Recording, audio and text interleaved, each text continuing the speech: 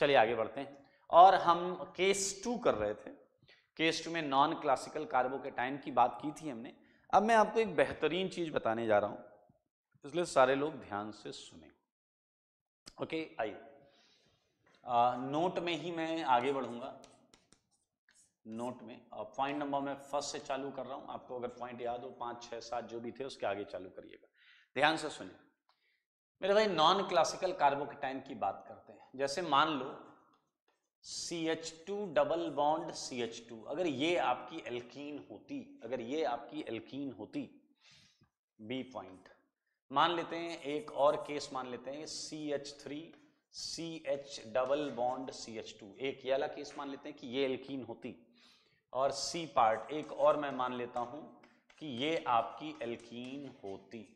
ठीक है, तो आप देख सकते हैं एथीन है, प्रोपीन है और नाइट्रोएथीन है। क्लियर। और मैंने इस पर आपको दे दिया Br2 Br2 Br2। मेरे भाई आपको अपना दिमाग बहुत आराम से जो पढ़ाया गया बस उतना ही लगाना, ज्यादा मत लगाओ। Alkene alkene alkene, nucleophile nucleophile nucleophile, bromine bromine bromine, electrophile electrophile electrophile. Case 1 है या केस 2, ये आपको सोचना पड़ेगा।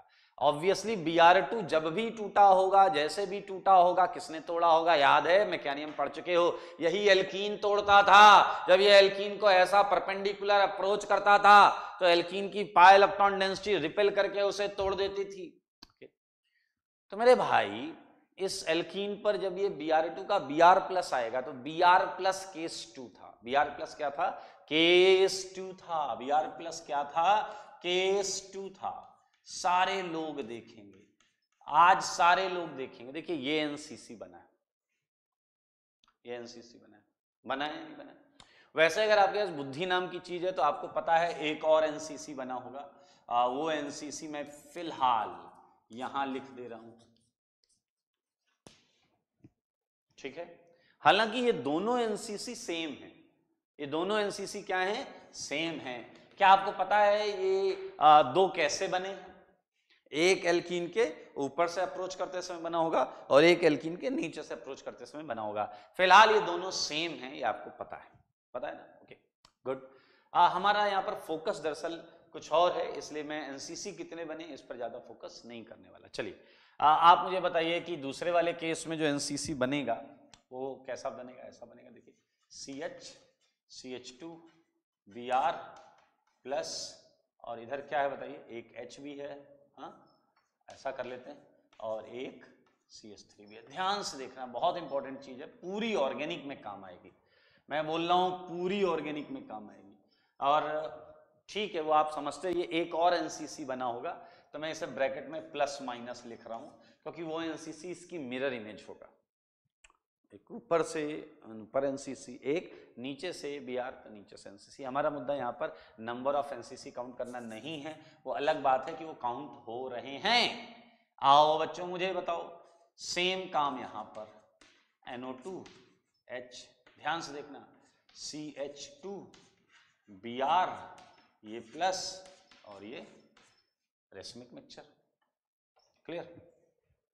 अब मुद्दा ये है कि अब इस पर जब Br माइनस, देखिए मैंने केस 2 में एक A प्लस लिखा था, A plus I mean A था वो जो पहले यहां आ रहा था और फिर B माइनस अटैक कर रहा था। इस केस में आपको पता है सबको B माइनस में क्या है? Br minus. B माइनस में क्या है? Br minus. B माइनस में क्या है? Br minus. Okay okay okay, so it's quite easy. आप अगर ये देखें कि इस केस में Br माइनस को यहां और यहां अटैक करना है, यहां अटैक करेगा तो ये खुलेगा और यहां अटैक करेगा तो ये खुलेगा। ठीक है, तो in this case Br minus इधर और इधर बराबर परसेंटेज में अटैक कर सकता है।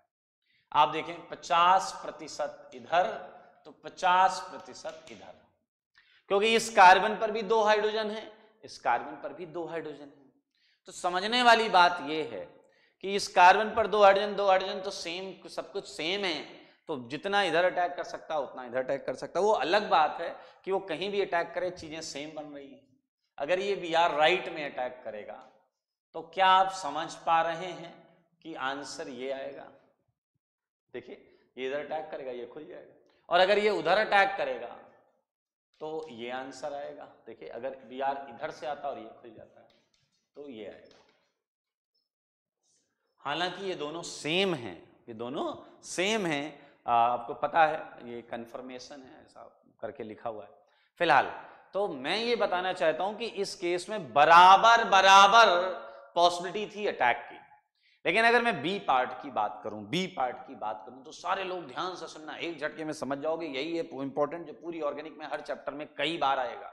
ध्यान से देखिए, यहां पर आप देखें कि इधर हिंड्रेंस ज्यादा है, इधर देखें सब्स्टिट्यूशन ज्यादा है, इधर सब्स्टिट्यूशन कम। तो अब मेरे भाई एक बेहतरीन चीज देखने को मिलती है, और वो बेहतरीन चीज ये है कि इधर अटैक होगा तो ये खुलेगा, इसमें कोई दो राय नहीं है, इसमें कोई दो राय नहीं है। यू वुड फाइंड कि यहां अटैक जो होता है उससे लगभग 80% प्रोडक्ट आता है। समझ गए? समझदार के लिए काफी सारा। और यहां अटैक से बहुत माइनर प्रोडक्ट आता है। क्या आता है? बहुत माइनर प्रोडक्ट आता है। तो ये डोमिनेटिंग होता है, ये डोमिनेटिंग होता है। अच्छा, अब आप कहोगे तो क्या ये याद रखना है? अरे पहले सुन लो फिर बताऊंगा लॉजिक क्या है। सिमिलरली अगर आप सी वाले में जाएं तो यहाँ NO2 है, यहाँ H है, और यहाँ ये CH2 है। जनाब याद रखना, इस केस में यहाँ अटैक और इसका खुलने वाला ये 80% यानी कि मेजर होता है। तो इस बात को समझो।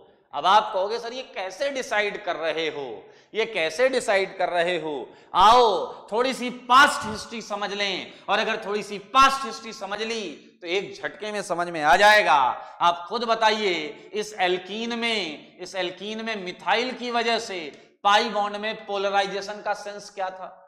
पाई बॉन्ड में पोलराइजेशन का सेंस क्या था? ये था। और इस NO2 की वजह से इस एल्कीन में पाई बॉन्ड पोलराइजेशन का सेंस क्या था? ये था। तो इसमें सबसे ज्यादा प्लस कहां क्रिएट हो रहा है? इस कार्बन पर आ रहा होगा, आप देख सकते हैं। और अगर इस कार्बन पर सबसे ज्यादा प्लस आ रहा था तो फिर Br को वहीं अटैक करना चाहिए। So easy. आप समझे? मैंने आपको पिछली क्लास में मैकेनिज्म में बताया था कि ये दिख वो नहीं रहा है जो ये है, ये असलियत नहीं दिख रही है, ये आपके सामने झूठ है। इसलिए आपको अपना दिमाग लगाना पड़ेगा, जो आपको बताया गया वो लगाना पड़ेगा। प्लस यहां भी है, यहां भी है, यहां भी है। और Br की डेफिशिएंसी नहीं है, उसने तो अपने इलेक्ट्रॉन शेयर कराए हैं ताकि ये थोड़ा सा स्टेबलाइज्ड महसूस कर सके। इस C पर प्लस और इस C पर प्लस, आप इस बॉन्ड की पोलराइजेशन के सेंस से ये समझ सकते हैं कि कहां मेजर प्रोडक्ट के लिए अटैक होगा। सो इससे कुछ बुक्स में लिखा होता है जहां कैटायन स्टेबिलिटी आ रही हो, ये डाइल्यूटेड चीज है, शॉर्टकट से प्रोडक्ट बनाने के लिए चीज है, बट आप लॉजिकली यही समझ सकते हैं। बुक्स में लिखा होता है जहां कैटायन ज्यादा स्टेबल हो, यहां पर इस वाले में, यहां पर इस वाले में, यहां पर NO2 की वजह से तो डिस्टेबलाइज्ड होगा, वहां पर मेजर प्रोडक्ट के लिए अटैक होता है। It's not a concept man, it's a line by which you can have this thing in your mind कि भैया इसे प्रोडक्ट बनाना है। But what is the logic behind this? कि भाई खुद देखो, in polarization of this alkene, this carbon would attain more magnitude of positive charge, and in such kind of polarization due to NO2, this carbon would attain more magnitude of positive charge. Then obvious, it's a very obvious कि nucleophile को यहाँ attack करना चाहिए। Okay, सो चलो major product बनाते हैं। और Br ने अगर अटैक किया इस कार्बन पर और ये खुल गया तो मेरे ख्याल से ये होगा Br, ये होगा CH3, और इधर मैं लिख देता हूं CH, और ये आया जनाब क्या? CH2Br। क्लियर? और कौन है ये? मा मीन्स मेजर प्रोडक्ट, और इसका मेजर प्रोडक्ट बनाओ, इसका मेजर प्रोडक्ट बनाओ। सुना नहीं आपने? ये ऐसा Br ये इधर अटैक करेगा, ये खुल जाएगा तो ये Br बीच वाले कार्बन पे रहेगा। अगर आप C में मां ढूंढ रहे हैं तो ये देखिए, ये है मेजर प्रोडक्ट NO2 के केस में। सो द इंपॉर्टेंट पॉइंट, मैं भी यार लिखाने को वही बुक वाली चीज लिखा देता हूं, लेकिन आपके दिमाग में वो ओरिजिनल चीज होनी चाहिए। NCC opens from that site, बोलो, that site at which cation stabilising, cation stabilising क्या, एटम या फिर groups are present, groups are present, ये इंपॉर्टेंट पॉइंट है, ग्रुप्स आर प्रेजेंट, क्लियर, ये इंपॉर्टेंट पॉइंट है।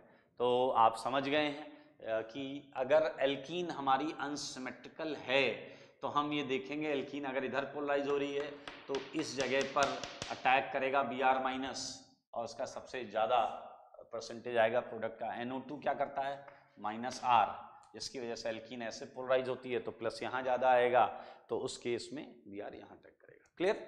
सो इसके बाद एक और छोटा और इम्पोर्टेंट पॉइंट है, उस पर चलते हैं, सारे लोग देखेंगे। सेकेंड पॉइंट बहुत मजेदार है, दिल खुश हो जाएगा। और ये जो चीज पढ़ने जा रहे हैं, मैं फिर से आपको बोल रहा हूं, आपका मन हो तो ये पॉइंट ना लिखना, लेकिन इसके ऊपर मोस्ट इंपॉर्टेंट एक्सपोनेंशियल ई की पावर में मोस्ट इंपॉर्टेंट लिख लेना, इतना इंपॉर्टेंट, इतना इंपॉर्टेंट है। आप पॉइंट लिखो या ना लिखो, इंपॉर्टेंट जरूर लिखना, मोस्ट इंपॉर्टेंट। क्या है ये पॉइंट, आइए।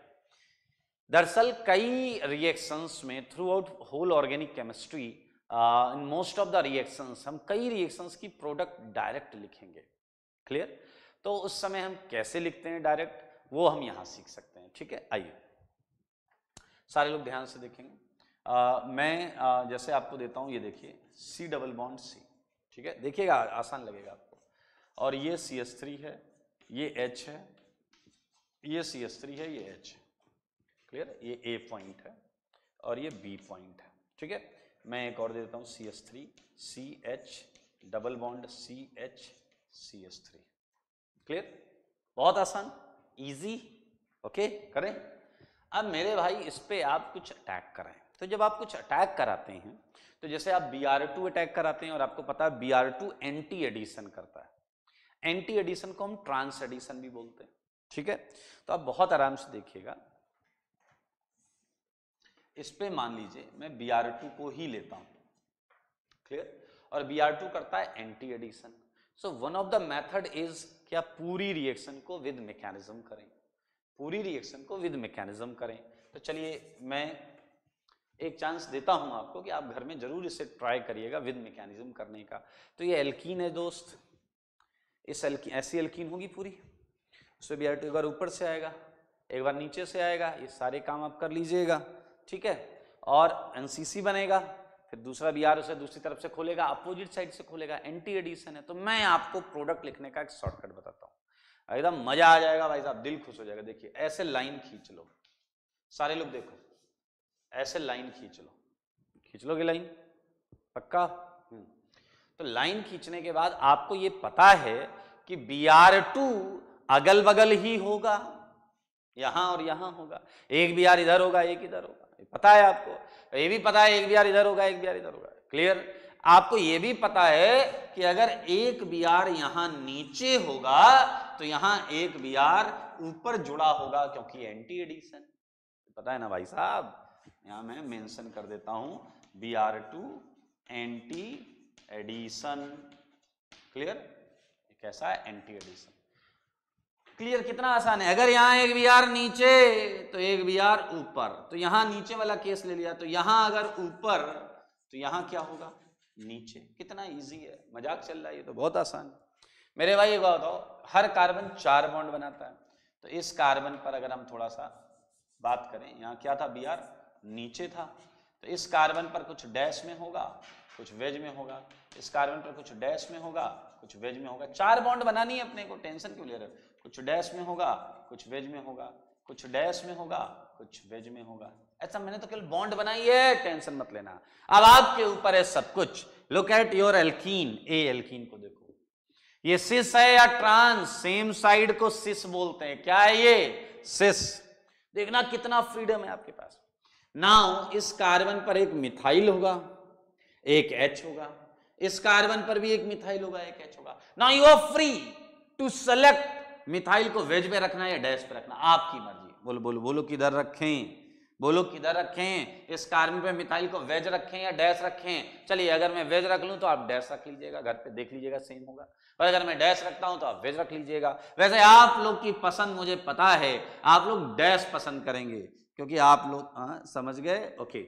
मान लेते हैं कि इस डैश पर मैंने मिथाइल रख दिया। क्या रख दिया? मिथाइल। दिख रहा है आप सबको? हाँ, यहाँ मिथाइल रख दिया। तो वेज पर मुझे हाइड्रोजन रखना पड़ेगा। अगर डैश पे मैंने मिथाइल रखा तो वेज पे हाइड्रोजन रखना पड़ेगा। और ये एल्कीन कैसी है? सिस। तो अगर यहां डैश पर मिथाइल है तो यहां भी डैश पर मिथाइल लेना पड़ेगा और यहां H लेना पड़ेगा। देख लो देख लो देख लो, सिंपल है। अच्छा, अब एक बार जो डिसाइड कर लिया है वही करना पड़ेगा। इधर आ जाओ, इधर आ जाओ। इस डैश पर क्या लेंगे? मिथाइल, वेज पर H, डैश पर मिथाइल, वेज पर H। मेरे भाई ये है प्रोडक्ट। आपने आंसर बना लिया है, बधाई हो, आंसर मिल गया आपको। क्या करना है? ऐसी लाइन खींचनी है, इधर अप डाउन डाउन अप, ठीक है। फिर बाकी दो बॉन्ड्स पर आपको चीजें लगानी है ना। You can start it with like wedge पर लगाना है या डैश पर लगाना है। अगर वेज पर लगाना है तो वेज पे लगा लो, फिर उसी हिसाब से देख लेना। जैसे अच्छा बताओ, अगर मैंने ये मिथाइल वेज पे लगाया होता तो ये वाला मुझे डैश पे लगाना पड़ता, क्योंकि दोनों अपोजिट हैं, ठीक है। तो ये आंसर है। और अगर आपके पास बुद्धि नाम की चीज है तो ये एनेंसियोमर है, ये एनेंसियोमर है। आपको अगर नहीं दिख रहा है, एनेंसियोमर बोलते हैं मिरर इमेजेस को। अगर नीचे मिरर रख दें आप यहां, तो देखिए यही इमेज मिलेगी। ये यहां रखो ना, देखो Br की इमेज Br, इस मिथाइल H की मिथाइल H ऐसे आ जाएगी। ये मिरर इमेज। क्लियर? तो इसका आंसर हम कैसे बना सकते हैं? इसका आंसर मैं फिशर प्रोजेक्शन में बनाऊं अगर, तो इसका आंसर ये आया है, methyl H Br, H Br इधर आएगा, H मिथाइल प्लस दो है ना, methyl Br H H Br methyl. देखें ये एनेंसियोमर्स हैं, ये रेशमिक मिक्सचर है, ये प्लस माइनस हैं। और ये अगर आप देख पा रहे हैं तो इसी को हम थ्रियो बोला करते थे। क्या बोला करते थे जनाब? थ्रियो। थ्रियो ऑप्टिकल में पढ़ा था, थ्रियो नाम है इसका, नाम है थ्रियो। अच्छा, अगर मैं सेम काम करूं ट्रांस के लिए तो आप बता देना, पूरा आप बता देना। देखो आपसे उम्मीद कर रहा हूं मैं, पीछे वाले कह रहे हैं आप उम्मीद करिए हम उस पर पानी फेरेंगे, प्लीज ऐसा मत करिएगा। आइए इस क्वेश्चन को करते हैं, ठीक है। हम Br2 का एंटी एडिशन कराएंगे। तो नियम क्या कहता है प्रोडक्ट बनाने के लिए? ऐसे लाइन खींच लो, खींच लेंगे, लाइन तो खींचनी आती है, हाँ ओके।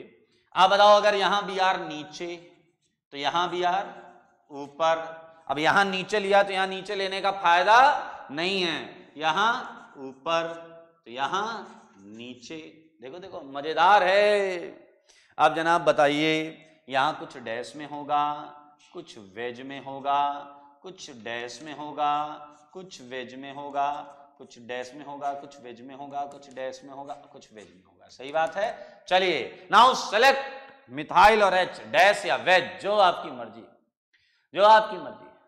पिछली बार मिथाइल को डैश में लिया था, इस बार वेज में ले लेते हैं। देखो आप फ्री हो, एक बार आप सेलेक्ट जो करोगे वही पूरे में लगाएंगे, ठीक है। मान लो मैंने मिथाइल को वेज में ले लिया, मान लो, लेट अस कंसीडर हमने मिथाइल को वेज में ले लिया, तो H मुझे डैश में लगाना पड़ेगा।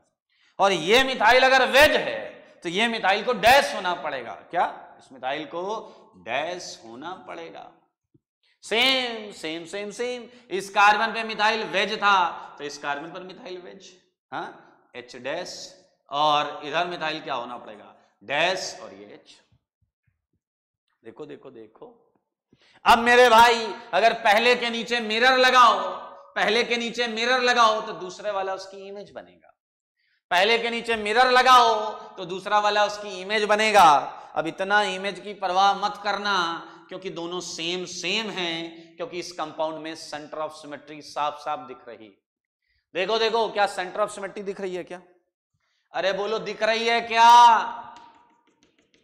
Br से Br मिलाते चलो, हाइड्रोजन से हाइड्रोजन मिलाते चलो, मिथाइल से मिथाइल, कार्बन से कार्बन, सेंटर ऑफ सिमेट्री है इधर। और सेंटर ऑफ सिमेट्री मतलब सिमेट्रिकल अरेंजमेंट है, तो क्यों ना मैं इसे फिशर में बना दूं, है? तो क्या आप ये समझ पाए हैं कि Br मिथाइल H मिथाइल, और ध्यान से सुनना सारे लोग, ये Br ये H ये मिथाइल, ये दिखते दो हैं लेकिन हैं एक। पीछे वाला इमोशनल हो रहा है, ये दिखते दो हैं लेकिन हैं एक, क्योंकि मेरे भाई ये इस केस में मेजो कंपाउंड है, इस केस में क्या है, ये मेजो कंपाउंड है। और नाम तो सुना ही होगा, एराइथ्रो, इसे बोलते थे थ्रियो, इसे बोलते थे एराइथ्रो, थ्रियो एराइथ्रो, थ्रियो एराइथ्रो।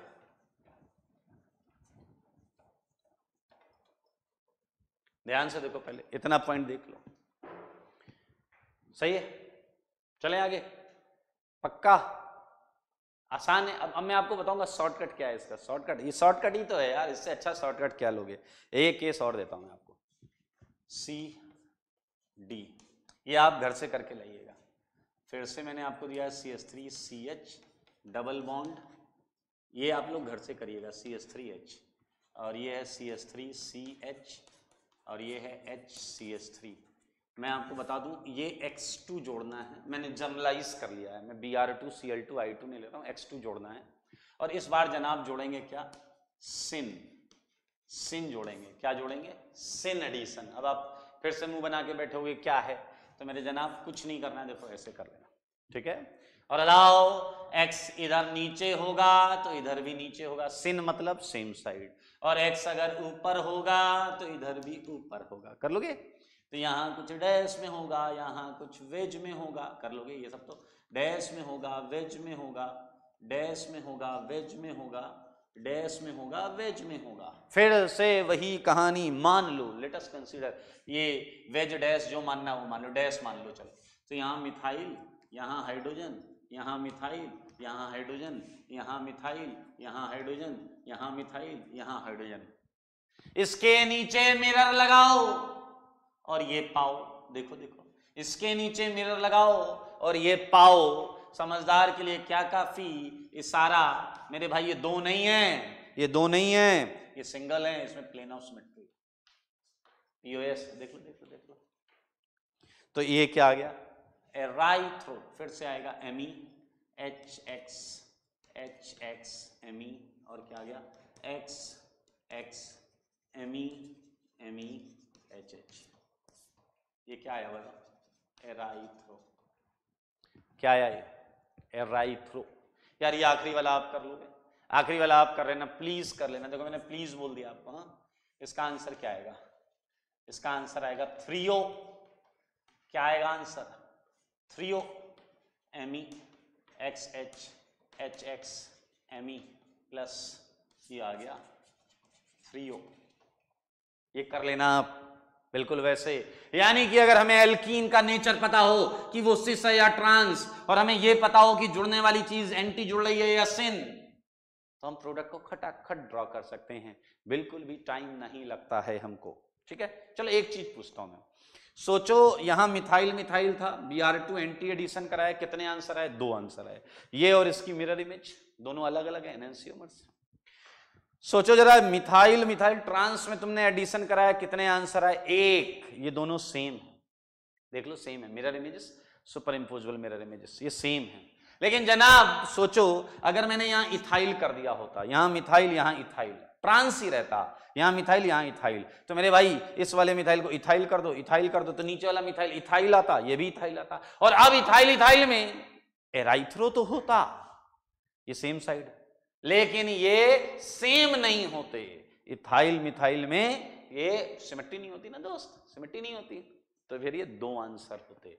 तो मेरे भाई ये जो पूरी चीज है ना, इसे एक टेबुलर फॉर्म में रिप्रेजेंट किया जाता है। क्लियर? और ये चीज आपको बहुत हेल्प करने वाली है। ये है एल्कीन, क्लियर, ये है एडिशन, और ये है प्रोडक्ट। क्लियर, एक झटके में कर लेंगे। एल्कीन आपकी कैसी मिलेगी, सिस या ट्रांस, सिस या ट्रांस। एडिशन कैसा करोगे आप, सिन या एंटी। अभी आपने केवल सिन एडिशन पढ़ा नहीं है, बट पूरी ऑर्गेनिक में आप कई रिएक्शन सिन पढ़ेंगे। क्लियर, ये याद रखें, सिन एडिशन को कई बुक में सिस एडिशन, और ट्रांस एडिशन को कई बुक, एंटी एडिशन को कई बुक में ट्रांस एडिशन बोला जाता है, तो टेंशन मत लेना। अब देखो, तुमने सिस पर सिन किया तो एराइथ्रो आया ना यार एराइथ्रो, तो we can have a answer erythro. Cis पर सिन करा, और देखो तुमने ट्रांस पर एंटी करा था तो भी एराइथ्रो आया था, तो ट्रांस पर एंटी तो भी एराइथ्रो आया था, सही है। और बाकी केस में थ्रियो आया है, बाकी केस में थ्रियो आया है। मैं इसमें एक कैटेगरी बना सकता हूं बहुत मजेदार, वो ये कि अगर प्रोडक्ट आपकी सिमेट्रिकल है और एक केस में अनसिमेट्रिकल, जैसे इस जितने केस मैंने बोर्ड पर डाले हैं उसमें सारे केस में प्रोडक्ट सिमेट्रिकल है। मैं अनसिमेट्रिकल का कौन सा केस की बात कर रहा हूं, मान लो यहां मिथाइल होता, यहां इथाइल होता, या फिर तुम Br2 की जगह जोड़ रहे होते BrCl, तो एक Br जुड़ने वाली चीज होती और एक Cl जुड़ने वाली होती चीज, तो उसमें फर्क आता। तो अनसिमेट्रिकल के केस में तो बहुत क्लियर है, अगर अनसिमेट्रिकल होगा तो हर केस में 2 आंसर आएंगे, अगर अनसिमेट्रिकल है तो हर केस में रेशमिक मिक्सचर आएगा, हर केस में रेशमिक मिक्सचर आएगा, ध्यान से देखो, क्लियर। लेकिन अगर सिमेट्रिकल है जैसा कि मैंने आपको दिखाया है, तो आप देख सकते हैं ट्रांस एंटी एराइथ्रो आपका मीजो बन जाएगा, methyl methyl same, meso meso, ऊपर वाला भी देखो मीजो है, सिमेट्रिकल है तो मीजो बन जाएगा। लेकिन अगर यही मिथाइल की जगह इथाइल होता तो ये मीजो नहीं होता। तो पहले 2 केस में क्या आ जाएगा, जो एराइथ्रो होगा उसी को हम मीजो बोलेंगे, और थ्रियो वाला सेम रहेगा यार, threo plus minus, threo plus minus, okay. कई बुक्स में इसे कैसे याद करने के लिए दिया जाता है मैं बताता हूं आपको, कई बुक में ऐसे याद कराया जाता है। देखो ये क्या है, CAT, कैट, कैट माने सब पता होगा आपको यार।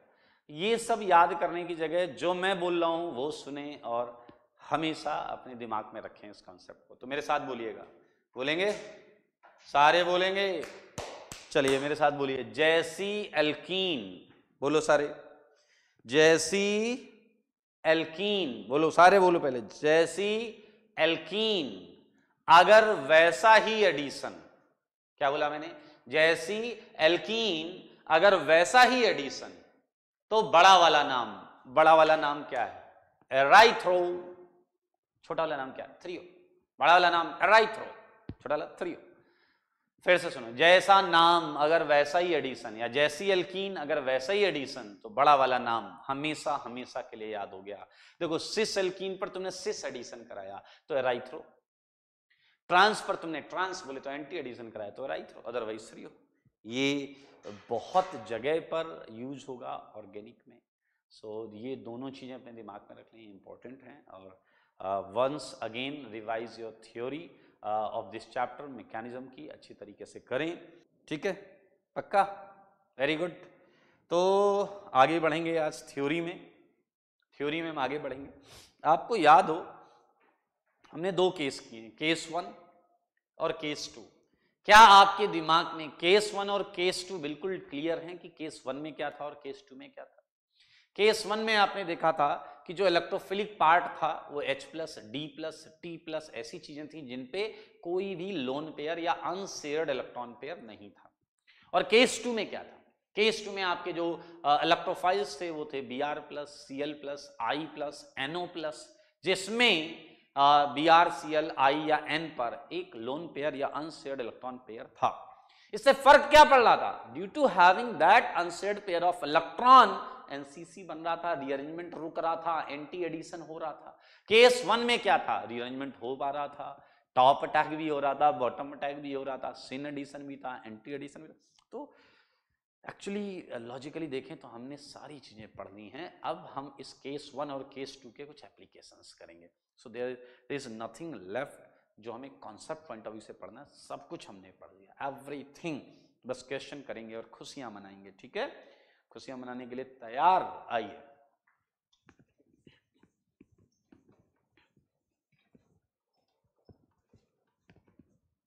हम उसके एप्लीकेशंस करेंगे, केस 1 के पहले करेंगे, ठीक है? केस 1 मतलब समझ गए, आपको H+, D+, T+ यही सारी चीजें मिलेंगी इलेक्ट्रोफाइल के फॉर्म में। तो पहली चीज जो हम करने जा रहे हैं बहुत इंटरेस्टिंग है, वो है आपका एप्लीकेशन पार्ट में है, एडिशन ऑफ HX क्या है ये बोलो। अरे यार आप 25 बार कर चुके हो तुम, अभी हमने एक क्वेश्चन किया जिसमें HCl ऐड कराया, एक एल्कीन पर HCl ऐड कराया ना, वही तो क्वेश्चन है। HCl X की जगह Cl था। एडिशन ऑफ HX, इस प्रोसेस को बोलते हैं H की वजह से हाइड्रो और X का मतलब हेलोजिनेशन, हाइड्रोहेलोजिनेशन मतलब हाइड्रोजन और हेलोजन ऐड करेंगे हम, हाइड्रोहेलोजिनेशन करेंगे। आइए मैं यहां पर भी कुछ इंटरेस्टिंग चीज बताऊंगा, बहुत पहले की बात है। वाक्या सुनेंगे, वाक्या एक इंटरेस्टिंग चीज देखिए। एक क्वेश्चन नंबर 1 लेकर आया हूं मैं आपके लिए, और ये है दोस्त HBr। देखते रहिएगा, 2-2 लाइन का गैप रखेंगे हर क्वेश्चन में, हर क्वेश्चन में 2 लाइन का गैप रखना। सुन लो, सिंपल चीज है यार, सुन लिया करो भाई। ये लो,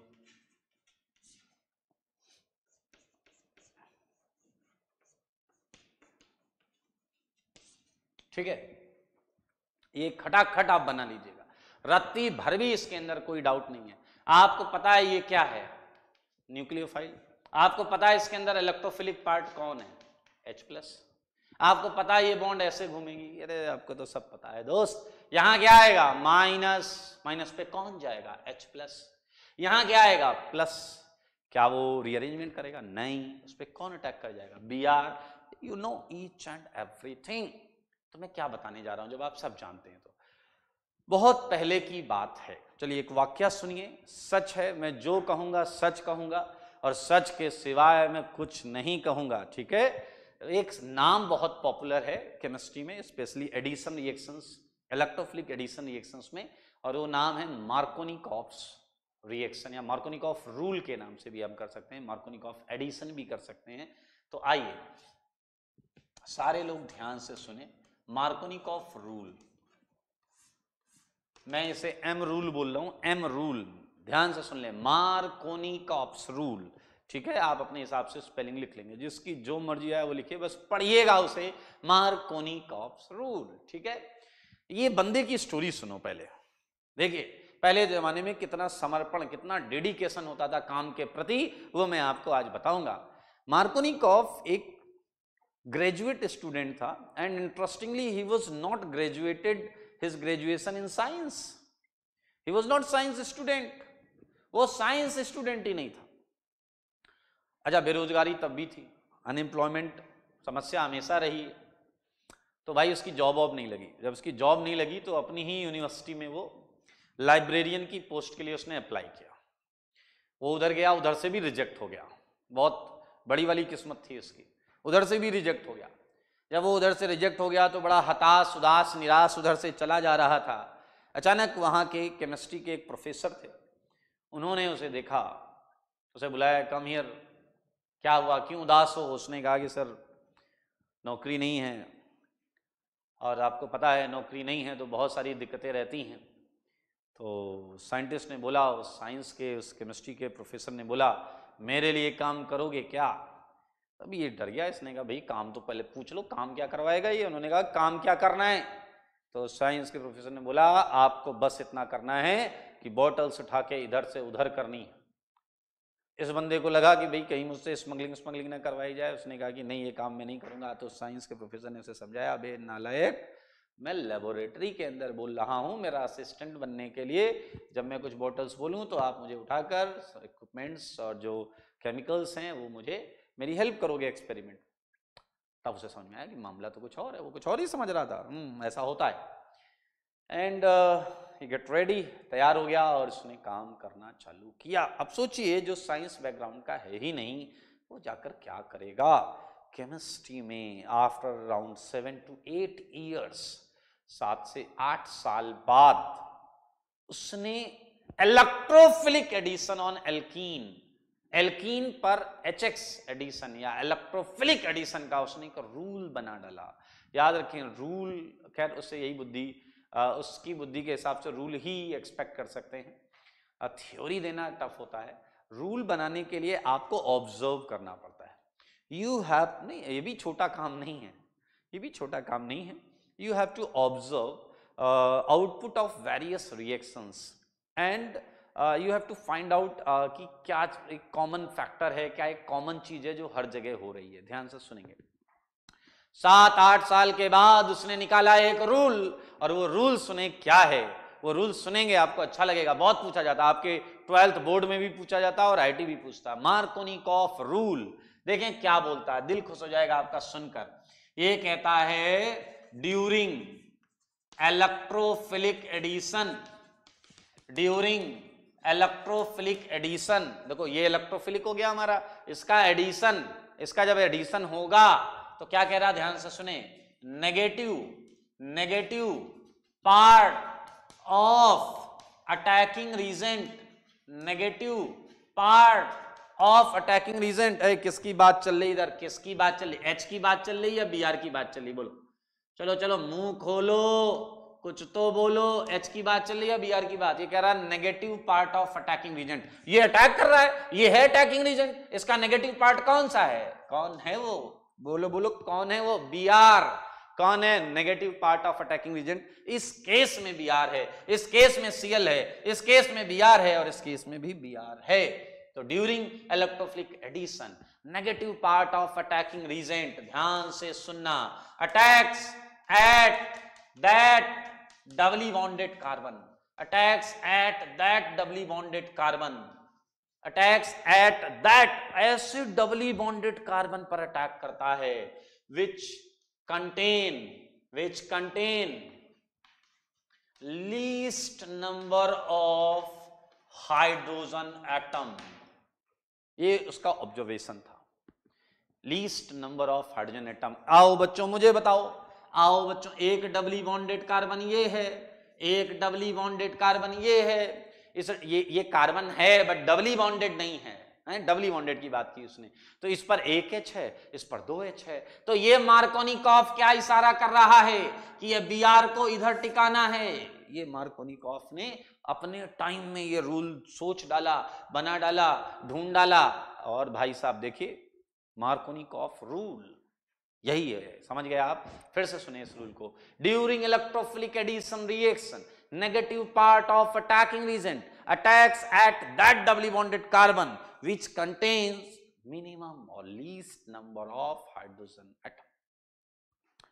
ओके, सो अब आप कहोगे यार ये कौन सी बड़ी बात है जो मार्कोनिकॉफ ने बताई, ये तो हमें पहले से ही आता है कि ये बॉन्ड, ध्यान से सुनना, आपके छोटे से दिमाग में ये बेहद छोटी बात आ गई होगी कि ये तो छोटी सी ही बात है कि यहाँ H+ अटैक करेगा, ये प्लस बनेगा, ये रीअरेंजमेंट नहीं करेगा, ये Br- इस पे अटैक करेगा, टॉप से भी बॉटम से भी, सारी कहानी आपको याद है।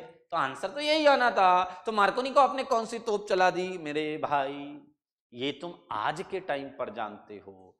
मार्कोनिकॉफ ने जब ये रूल बनाया था उस समय कैटायन रीअरेंजमेंट, कैटायन फॉर्मेशन, ऐसी चीजें बहुत ज्यादा श्योर नहीं हुआ करती थी। क्या आप मेरी बात समझ पा रहे हैं? इसलिए उसके द्वारा किया गया ये कार्य प्रशंसनीय और सराहनीय माना गया।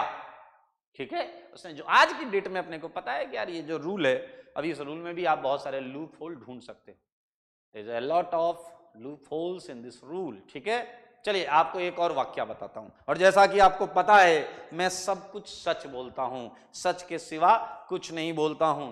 मार्कोनिकॉफ ने जब ये रूल बनाया तो वो अपने सीनियर साइंटिस्ट के पास गया और उसने जाकर कहा कि सर मैंने एक रूल बनाया है for electrophilic addition reaction on alkene, मेरे रूल से आप खटाक से आंसर बना सकते हैं। तो उसके साइंटिस्ट ने कहा बताओ क्या रूल है। उसने बताया, उसका साइंटिस्ट सुनकर बड़ा खुश हुआ, आश्चर्यचकित हुआ। उसने कहा कि यार इस बंदे ने एक रूल बना डाला। तो मार्कोनिकॉफ ने उससे कहा कि सर आप इस रूल को ओके कर दें और मैं ये सबको बता देता हूं। तो उसके साइंटिस्ट ने कहा देखो बेटा, तुम्हारा रूल तभी फाइनल होगा जब कोई हाईली टैलेंटेड इंसान इसे फाइनल करेगा। मार्कोनिकॉफ ने कहा तो हमें बताएं कि मुझे किसके पास जाना है। तो उसके सीनियर साइंटिस्ट ने उसे बोला कि आपको जाना पड़ेगा एसकेएम सर के पास। समझ में आया या नहीं?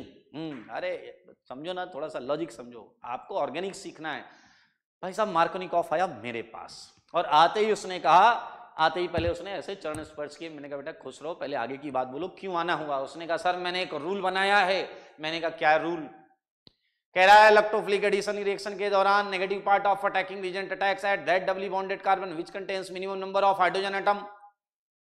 मैंने कहा थोड़ा धैर्य रख भाई, कहीं भागना वागना है क्या तुझे, आराम से। उसने कहा सर मतलब नेगेटिव पार्ट जो अटैकिंग रिएजेंट है उसका उस डबली बॉन्डेड कार्बन पे अटैक करेगा जिस पे हाइड्रोजन की संख्या कम होती है। मैंने उसे तुरंत एक क्वेश्चन टिका दिया। मैंने कहा आंसर बनाओ। मुस्कुराने लगा, कह रहा सर ये लो खटाक से, 1 सेकंड भी नहीं लगा, इधर 2H इधर 1H, ये लो आंसर। कॉन्फिडेंस था उसे, कॉन्फिडेंट लग रहा था। मैंने कहा 1 मिनट और क्वेश्चन करो, और करो। मैंने कहा सेकंड। कह रहा इधर 2H है इधर 0H है। कह रहा ये लो आप भी क्या याद रखोगे, 1 सेकंड में आंसर लीजिए, 1 सेकंड में। मार्कोनिकॉफ फुल फॉर्म में चल रहा भाई साहब, फुल फॉर्म में। मैंने उसे कहा एक और प्रश्न बताना पड़ेगा, ऐसे नहीं जाने दूंगा आज। कह रहा है, वो भी कह रहा है सर मैं आज आपसे फाइनल साइन लेकर ही जाऊंगा कि ये रूल सही है। मैंने कहा इसका आंसर बताओ। कह रहा सर ये लो फटाक आंसर ये लीजिए, यहाँ 1H है यहाँ 2H है, मिनिमम वाले H पर लगाएंगे। और आप सबको पता है ये कायरल बनेगा, टॉप बॉटम अटैक है, थोड़ा थोड़ा ये भी बीच में बता दो। फिर मैंने उसे कहा फोर्थ करो, फोर्थ देखते ही मैंने ऐसा नोटिस किया कि वो थोड़ा सा विचलित हुआ। देखें फोर्थ, देखें आप भी देखें, मैंने ऐसा महसूस किया कि वो थोड़ा विचलित हुआ है। अब आपको लग रहा होगा सर ये यहां तो हम विचलित नहीं हुए, मार्कोनिकॉफ क्या विचलित हुआ होगा? अरे आपने ये बोला होगा कि सर कहीं भी लगा दो बात बराबर, इधर भी 1H इधर भी 1H। नहीं, प्रॉब्लम नहीं हुई वो अलग चीज है, रूल एप्लीकेबल है या नहीं वो अलग चीज है। मेरे भाई जब वो चिल्ला कर बोल रहा है कि जहां लीस्ट नंबर ऑफ H हो वहां पर लगाना है, लेकिन अगर कहीं same number of H atom हैं तो रूल वहां डगमगाता हुआ महसूस होता है। मैंने मार्कोनिकॉफ को बोला कि भाई रूल में है लूप होल। उसने कहा सर इतना तो करो कंसीडर, यहां तो कोई दिक्कत ही नहीं है, इधर भी है 1H इधर भी है 1H, तो कहीं भी लगा लो आंसर बना लो। तो भाई साहब उसने मेरे को ऐसा बोला। अब ऐसे बोलने के बाद मैंने उसे कहा कि तो तुम मानने को तैयार नहीं होगी, तुम्हारे रूल में है गड़बड़। उसने कहा सर सच बताऊं तो मैं नहीं मानने को तैयार हूं, क्योंकि इसमें तो कहीं भी लगाओ बात बराबर है। मैंने उससे कहा बेटा फील द फीलिंग्स को फील करो। ये समस्या आज छोटी दिख रही है, कल बड़ी हो सकती है। मैंने कहा ये समस्या आज छोटी दिख रही है, कल बड़ी हो सकती है। एग्जाम्पल नंबर 5 मैंने जब उसे दिया तो उसने इस क्वेश्चन को देखकर 60 सेकंड के बाद वहां एक चेयर पड़ी हुई थी उस पर वो बैठ गया। देखो समस्या ने कितना विकराल रूप ले लिया है। इधर भी 1H इधर भी 1H। अब आपकी बात हंसी मजाक में नहीं जाएगी, अब आप कहीं भी BR लगाएंगे तो सेम आंसर थोड़े आएगा। समझना है बात को, समझना है बात को। एक आंसर ये, मार्कोनिकॉफ कंफ्यूज कि कौन सा प्रोडक्ट होगा मेजर। समझ में आया या नहीं? खैर मार्कोनिकॉफ को कंफ्यूज रहने देते हैं थोड़ी देर और हम चलाते हैं अपना ब्रह्मास्त्र मैकेनिज्म। याद रखना बेटा, मैकेनिज्म जीवन में बस एक ही चीज का सहारा है और वो है मैकेनिज्म। मैकेनिज्म के बिना जीवन जो है वो निराधार है, इसलिए मैकेनिज्म क्रियाविधि इस पर ध्यान दें और फोकस रखें। आइए, आपको पता है जब हम किसी एल्कीन से मिलते हैं तो बस हमारे दिमाग में यही बात आता है कि इस एल्कीन को कैसे घुमाएं। आया ना, एल्कीन को किधर घुमाएं। देखिए अगर एल्कीन सिमेट्रिकल है तो फिर आजू घुमाओ या बाजू घुमाओ, लेकिन अगर एल्कीन सिमेट्रिकल नहीं है तो एक नियम जिंदाबाद, कैटायन स्टेबिलिटी। क्या बोलते हो? Cation stability. अब खुद सोचो, ऐसे घुमाएंगे तो प्लस यहां आएगा और ऐसे घुमाएंगे ऐसे घुमाएंगे तो प्लस बीच में आएगा। तो आपका मन चाहता है क्या, प्लस कहां लाया जाए, लेफ्ट में या राइट में? सोच लो कैटायन कहां ज्यादा स्टेबल होगा, ये नंबर 2 कार्बन पे या नंबर 3 कार्बन पे? क्योंकि जब कोई सहारा नहीं बचता तो मैकेनिज्म का सहारा बचता है, कॉन्सेप्ट का सहारा बचता है, और कॉन्सेप्ट है stable cation. Bond would polarise such that stable cation, even most stable cation in that condition is obtained. तो आप समझ सकते हैं ये नंबर 2 है, नंबर 2 पर, क्योंकि अल्फा एच आएंगे 3 और इधर जो होगा 2 5 और बीच में प्लस आएगा तो 2 2 4। आई थिंक आपका भी है यही विचार कि मैं प्लस लगाऊं, आई मीन बॉन्ड घुमाऊं लाइक दिस। तो जब जब आप ऐसा करेंगे तो आपको ये प्लस मिलेगा और इस पे बी आर माइनस ऐसा टॉप बॉटम अटैक करके आपको प्लस भी देगा और माइनस भी देगा। मिल गया आपको मेजर प्रोडक्ट। क्या मिल गया? Major product. ये है मेजर प्रोडक्ट भाई साहब। ओके, वापस आते हैं मार्कोनिकॉफ पे। Markovnikov was sitting on a chair, परेशान। मैंने कहा भाई मार्कोनिकॉफ क्या किया जाए? वो कह रहा सर बड़ी चीज़ों में एक दो गलतियां तो होती हैं। मैंने मार्कोनिकॉफ को बोला बेटा आओ और मुझे बताओ कि क्या तुम्हें ये क्वेश्चन तुम अपने रूल से कर सकते हो? उसने ये क्वेश्चन देखा, देखते ही उसने क्वेश्चन देखा, देखते ही खुश हो गया। उसने कहा सर ये तो मैं 100% सही कर दूंगा। उसके हिसाब से देखिए यहाँ 2H, यहाँ 1H, तो 1H पे उसने BR लगा दिया। मैंने कहा तुम इस प्रोडक्ट को क्या बोलोगे? वो इमोशनल हो गया। उसने कहा कि ये माँ है। माँ का मतलब जानते हैं? Major product. जो मुखिया है किसी रिएक्शन में, प्रोडक्ट सेगमेंट में जो मुखिया है, मेजर है, उसे हम माँ बोलते हैं। फिलहाल ये मार्कोनिकॉफ ने बोला कि सर ये तो माँ है। समझ में आया या नहीं? लेकिन आप जानते हैं मामले की असल बात को। क्या आप मामले की असल बात को जानते हैं? सच बताओ, क्या आप असल बात को जानते हैं? नहीं जानते हैं? बॉन्ड जब ऐसे घूमी होगी, इधर प्लस आया होगा, लेकिन उस प्लस को रीअरेंज होने से कोई नहीं रोक सकता और वो हो गया होगा रीअरेंज, प्लस आया होगा यहां और मामला आप समझ लो जनाब। दरअसल मार्कोनिकॉफ का पूरा कॉन्फिडेंस धराशायी हो गया जब उसे पता चला कि माँ वो नहीं है, माँ ये है। लॉजिक समझ में आया? अरे सारी स्टोरी अपनी जगह है, कॉन्सेप्ट इंपॉर्टेंट है भाई, कॉन्सेप्ट सीखो। तो मार्कोनिकॉफ रूल को वैल्यू दें और हम इसे थोड़ा सा मॉडिफाई कर लेंगे। मार्कोनिकॉफ रूल को थोड़ा सा मॉडिफाई कर लेंगे क्योंकि कई सारी बुक्स में इसे मार्कोनिकॉफ प्रोडक्ट बोला जाता है। ठीक है, इसे बोलते हैं मार्कोनिकॉफ प्रोडक्ट। ठीक है, लेकिन मार्कोनिकॉफ प्रोडक्ट विद रीअरेंजमेंट है, मतलब ठीक है ना। तो इसे हम थोड़ा सा अपडेट कर लेंगे, यहाँ नोट में अपडेट कर लेंगे। पहली बात, फर्स्ट पॉइंट, मार्कोनिकॉफ रूल कहीं कहीं पर नहीं लग रहा है, is not valid, is not valid in, बताइए, बोलो क्या? Same number of doubly bonded, same number of doubly bonded hydrogen, यहां पर same number of doubly bonded hydrogen है, ये चीज समझ लें आप। ठीक है, और बाकी we can have a modified Markovnikov rule. Modified Markovnikov rule क्या है ये आपको मैं छोड़ रहा हूं, ये आप खुद लिखेंगे। मॉडिफाइड मार्कोनिकॉफ रूल, मैं मॉडिफाइड मार्कोनिकॉफ रूल बनाऊं? 6 क्वेश्चन से ही बनाऊंगा। During electrophilic addition reaction on an alkene, negative part of attacking agent attacks at most stable carbocation, attacks at most stable carbocation, attacks at most stable carbocation। I think it's easy and कर सकते हैं आप। तो मेरे भाई ये है HX का कहानी। अब मैं HX के आपको और सारे क्वेश्चंस दूंगा, कॉपी में भी आपके खूब सारे क्वेश्चंस होंगे, that would be your homework. हाँ, मैं हटा रहा हूं इसे।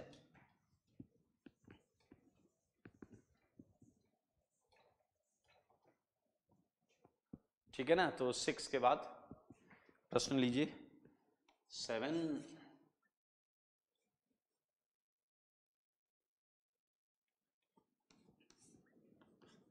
HCl,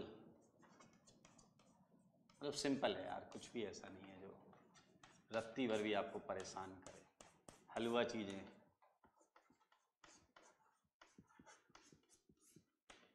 सच्ची में कुछ भी परेशान करने लायक नहीं है आपको।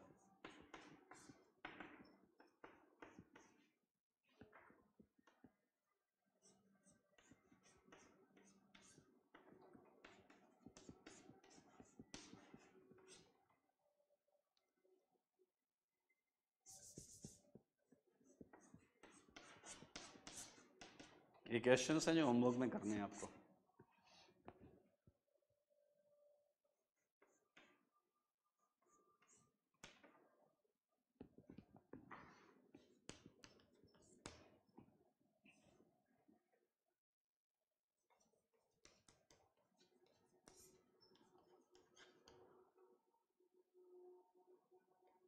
एक्सेस HCl ज़्यादा है, HCl ज़्यादा है, खूब सारा यूज कर डालो, ठीक है। CH2 double CH2 HCl access.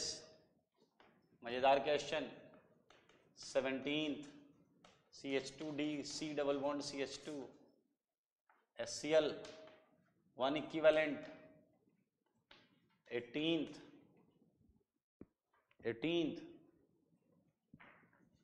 CH2 HBr। 18th का A पार्ट है, B पार्ट लाइन फॉर्मूले में बनाऊंगा, प्रोपीन C पार्ट,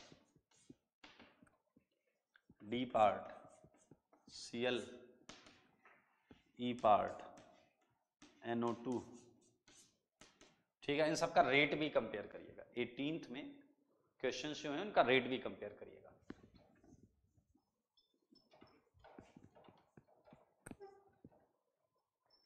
एटीन्थ में जो क्वेश्चन है उनका रेट भी कंपेयर करना है।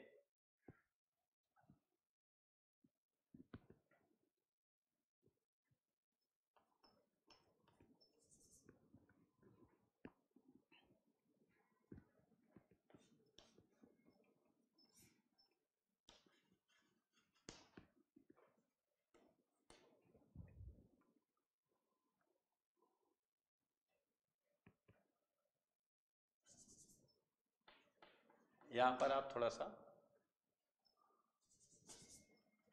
20th क्वेश्चन जो है वो बड़ा अच्छा क्वेश्चन है।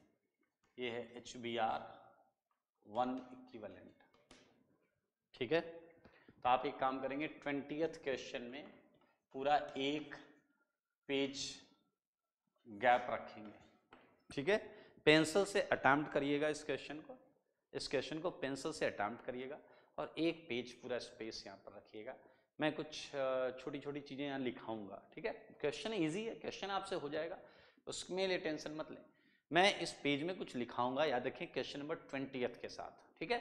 तो आप पेंसिल से कर लेंगे 3 4 5 लाइन में, बाकी पेज खाली रखिएगा, मैं लिखाऊंगा तो वहाँ लिखिएगा।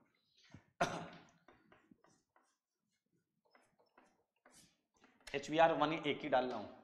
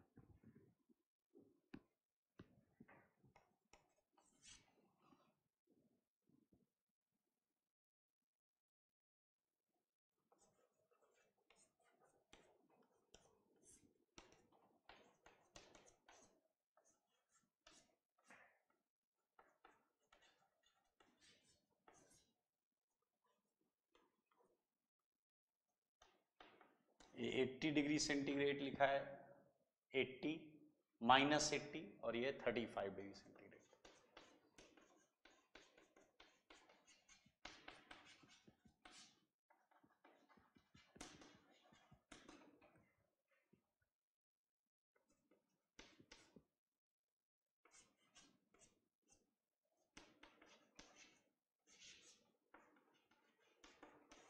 ये है लो टेम्परेचर और ये है हाई टेम्परेचर। ध्यान से देखेंगे, छोटा छोटा लिखा है थोड़ा सा।